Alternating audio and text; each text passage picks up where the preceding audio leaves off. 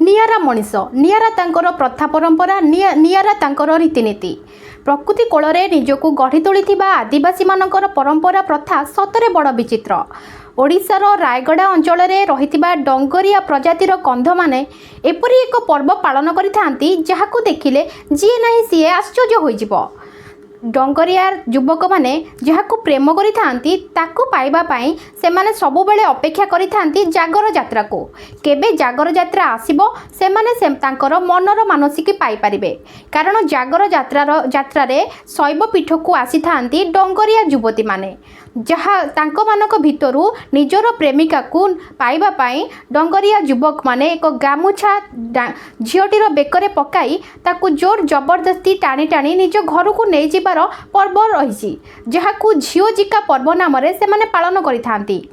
डांगरिया भाषा रे पुओ को कहा जाए धांगेड़ा एवं युवती को कहा जाए धांगेड़ी। धांगेड़ा धांगेड़ी की पाइबा पाई ता बेकरे एक गामुछा पकाई जोर जबरदस्ती निज घर आड़ को टाणी नहीं थाए।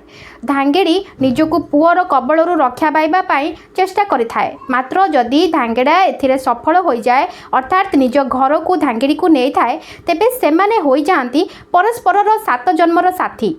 तार परदिन जो दिन पुओटी झीटी को घर को नहीं थाए तार परदिन झीटीर बापा माँ परिवार पुअर परिवार को भेटिबाकू जाइथांती।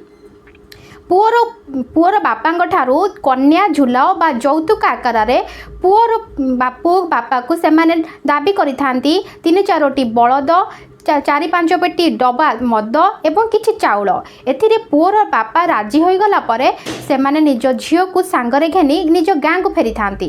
सेठारे धांगेड़ीर सांग झील माने ताकू हलदी गिना धरी अपेक्षा करिथांती।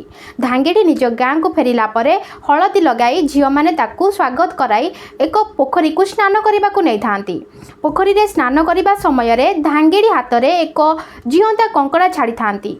कंकड़ाटी जेतेबेले धांगेड़ीर हाथ को कामुड़ी थाए से चित्कार करने को लगे सेतेबेले धांगेड़ी को तार प्रेमिक अर्थात धांगेड़ा पाखक झील सांग झील माने पठाई दियंती।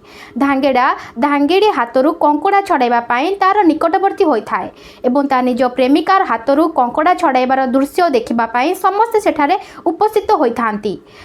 धांगेड़ी हाथरू धांगेड़ा कंकड़ा छड़ाइबा परे तांकर नाच गीत भोजी भात रे सारा गाँ झुमी थाए। तापरे सेमानंकर बाहागर संपन्न कराई थांती। एही भली एक विचित्र रीति देखिबा पाई शह शह लोक सेठारे उपस्थित रही थांती। एही भली विचित्र पर्व परंपरा प्रथा एबे भी आदिवासी संप्रदाय रे देखिबा को मिले।